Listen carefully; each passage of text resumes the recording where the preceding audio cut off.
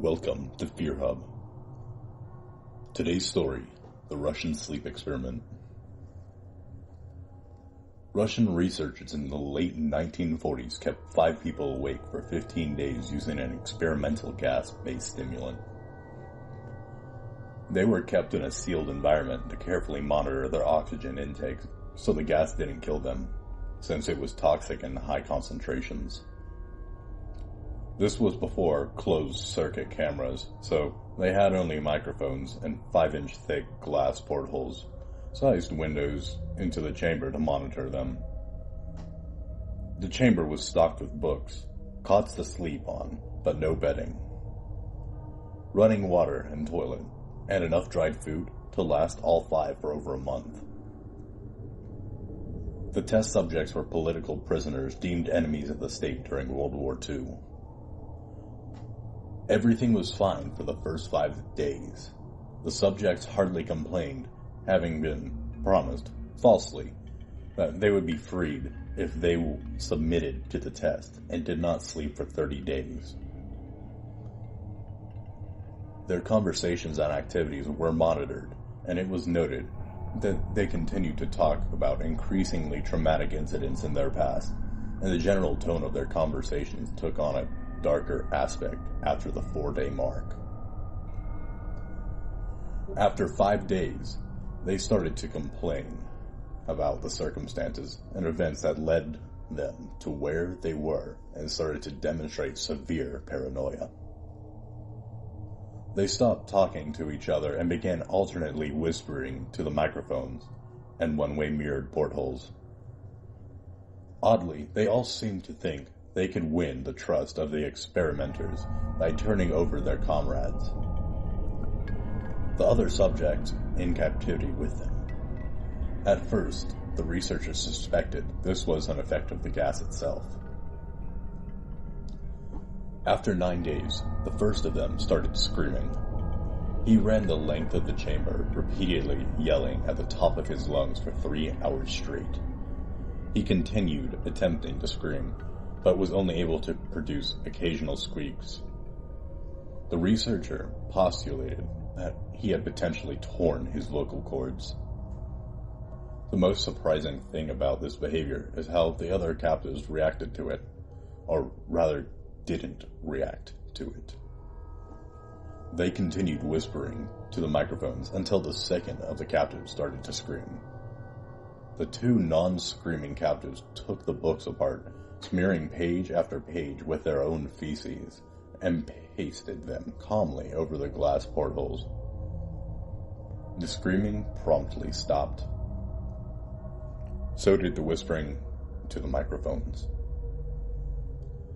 After 3 more days passed, the researchers checked the microphones hourly to make sure they were working, since they thought it impossible that no sound could be coming with 5 people inside. The oxygen consumption in the chamber indicated that all 5 must still be alive. In fact, it was the amount of oxygen 5 people would consume at a very heavy level of strenuous exercise. On the morning of the 14th day, the researchers did something they said they would not do to get a reaction from their captives. They used the intercom inside the chamber, hoping to provoke any response from the captives they were afraid were either dead or vegetables.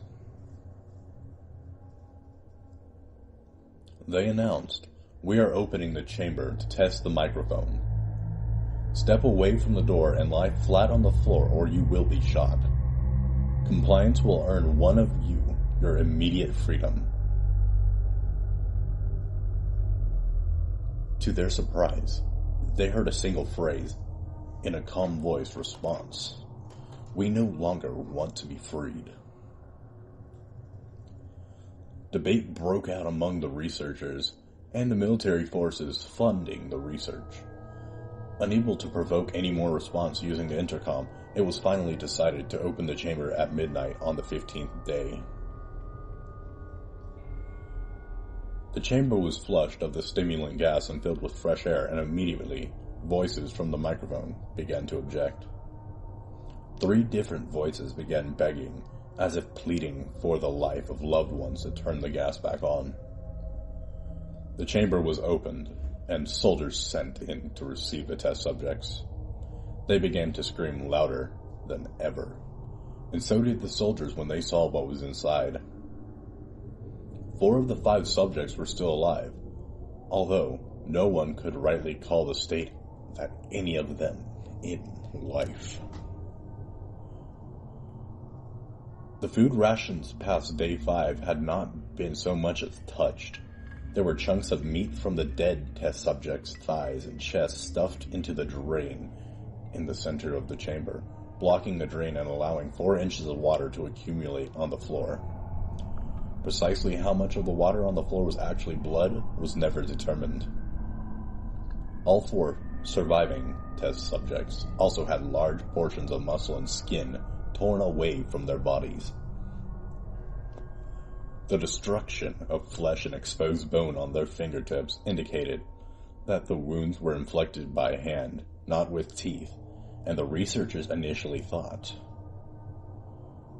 Closer examination of the position and angles of the wounds indicated that most of it, not all of them, were self-inflicted. The abdominal organs below the ribcage of all 4 test subjects had been removed.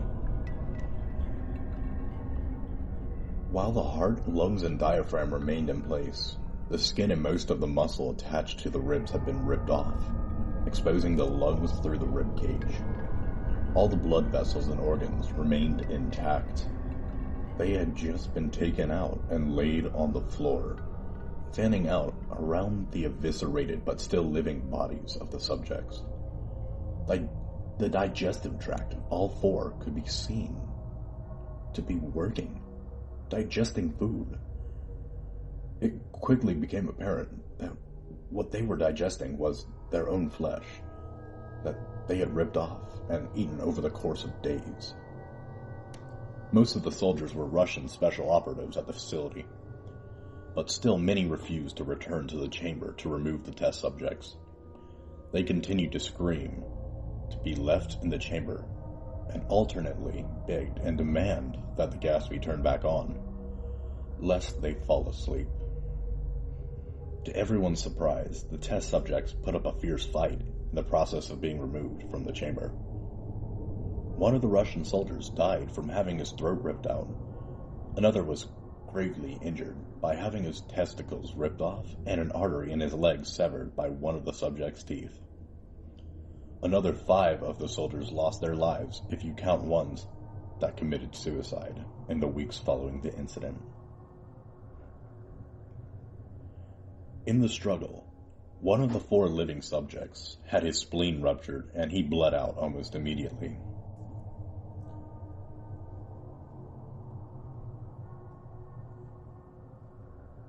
The medical researchers attempted to sedate him, but this proved impossible. He was injected with more than 10 times the human dose of a morphine derivative and still fought like a cornered animal, breaking the ribs and arm of one doctor. When a heart was seen to beat for a full 2 minutes after he bled out, to the point there was more air in his vascular system than blood.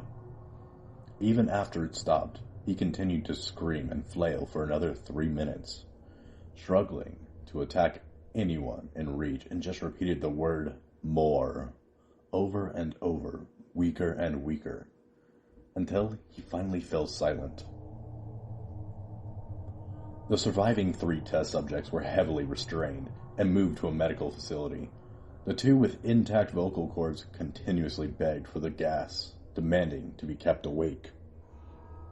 The most injured of the 3 was taken to the only surgical operating room that the facility had. In the process of preparing the subject to have his organs placed back within his body, it was found that he was effectively immune to the sedative they had given him to prepare him for the surgery. He fought furiously against his restraints, with the anesthetic gas was brought out to put him under. He managed to tear most of the way through a 4-inch wide leather strap on one wrist, even through the weight of a 200-pound soldier holding that wrist as well. It took only a little more anesthetic than normal to put him under, and the instant his eyelids fluttered and closed, his heart stopped. In the autopsy of the test subject that died on the operating table, it was found that his blood had tripled the normal level of oxygen. His muscles that were still attached to his skeleton were badly torn, and he had broken 9 bones in his struggle to not be subdued. Most of them were from the force of his own muscles had exerted on them. The second survivor had been the first of the group of 5 to start screaming. His vocal cords destroyed, he was unable to beg or object to surgery, and he only reacted by shaking his head violently in disapproval with the anesthetic gas was brought near him. He shook his head yes when someone suggested reluctantly they tried the surgery without anesthetic.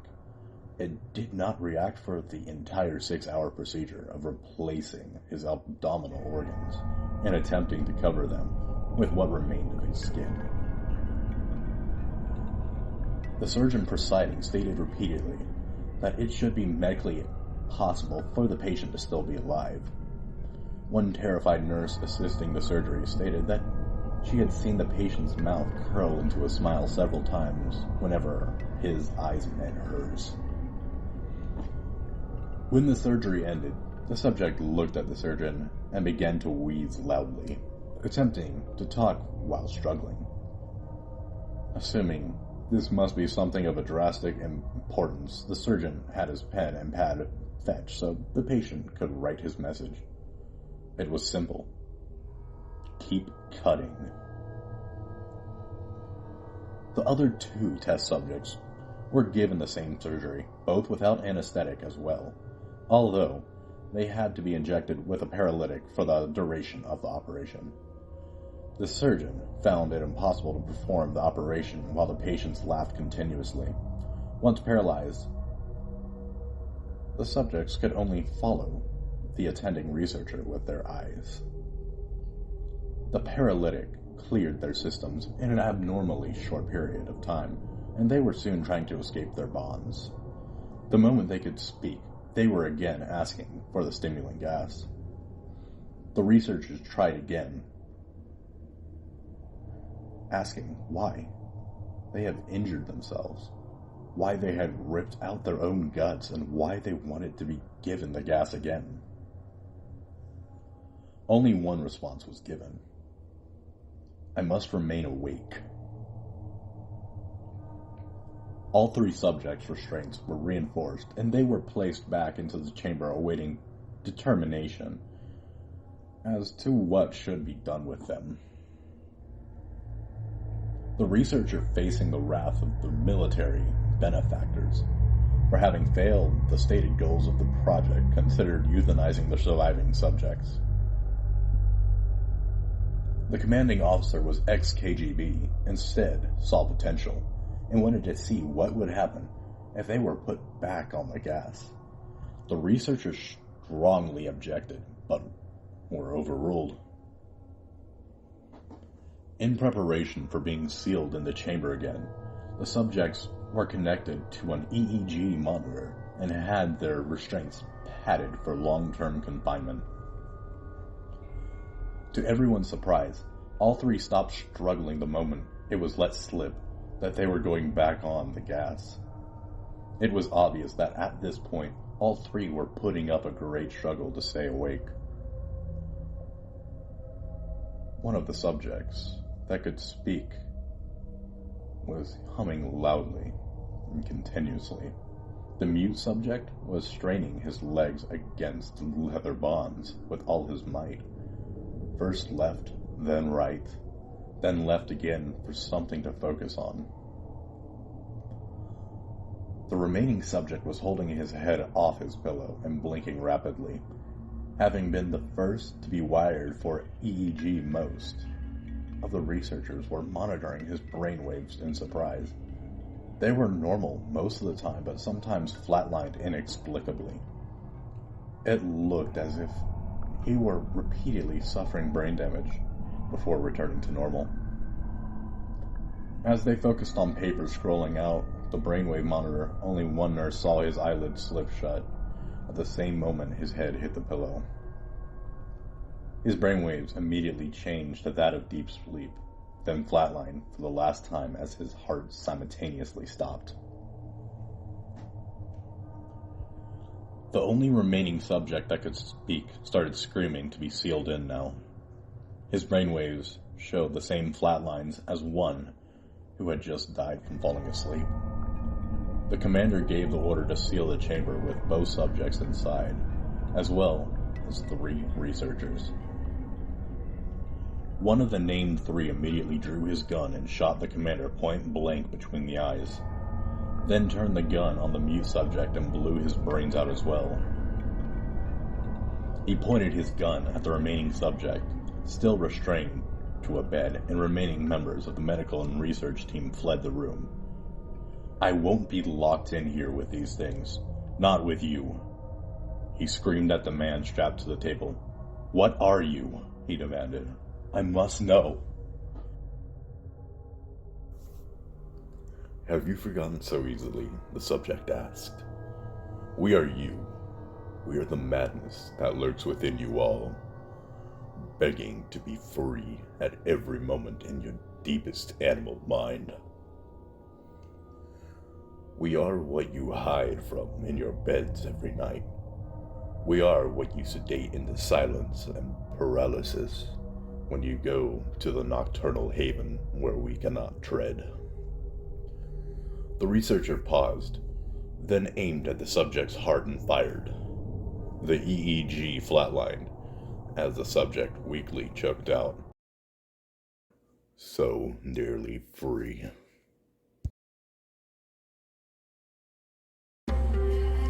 Thanks everyone for tuning into our video. This has been Diablo Vocals, and I hope to catch you all in the next one.